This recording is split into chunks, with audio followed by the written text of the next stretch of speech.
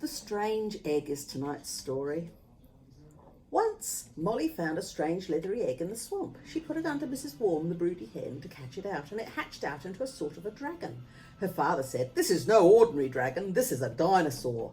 "What's a dinosaur?" said Molly. "Well, a long time ago there were lots of dinosaurs, and they were all big lizards. Some of them were bigger than houses, and they all died a long time ago. All except for this one," he added gloomily. "I hope it's not one of the larger meat-eating lizards, as that might grow up to worry the sheep." The dinosaur followed Mrs. Warm about, and she scratched worms for it. But the dinosaur liked plants better. "Ah," said Molly's father, "it's a plant-eating dinosaur, one of the milder kind. They're stupid but good-natured." Professors of all ages came from near and far to see Molly's dinosaur. She led it around on a piece of string, and every day she needed a longer bit of string, and the dinosaur grew as big as 10 elephants, and it ate all the flowers in the garden, and Molly's mother got cross. "I'm tired of having no garden. I'm tired of making tea for all the professors. Let's send the dinosaur to the zoo." "No," said father, "the place wouldn't be the same without it." So the dinosaur stayed, and Mrs. Warm used to perch on it every night, and she never ever had hatched such a grand successful egg. One day it began to rain. It rained and rained and rained and rained and rained, so heavy that the water in the river was so deep it overflowed. A flood, we'll all drown," screamed Molly's mother. "Hush, dear," said Molly's father, "we'll ride to a safe place on Molly's dinosaur. Whistle for it, Molly." Molly whistled, and the dinosaur came towards her with Mrs. Warm the hen wet and miserable on his back. Molly and her father and the mother climbed onto the dinosaur's back with her, and they held an umbrella over themselves and had warm drinks out of a thermos flask. Just as they left, the house was swept away by the flood.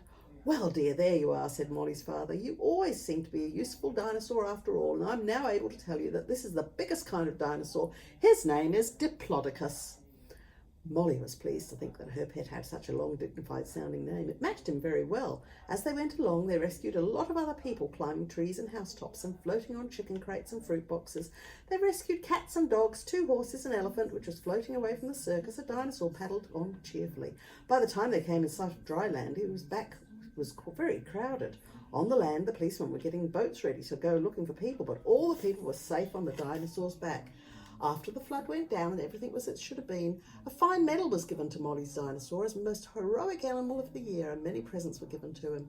The biggest present of all was a big swimming pool made of rubber so he could be blown up, and it was so big it took one man nearly a year to blow it up. But it was a good size for dinosaurs of the Diplodocus type.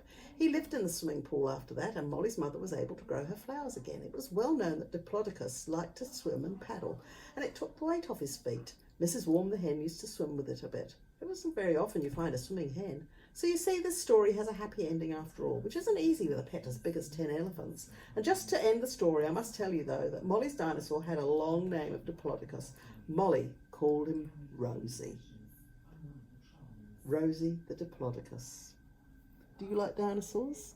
Night-night.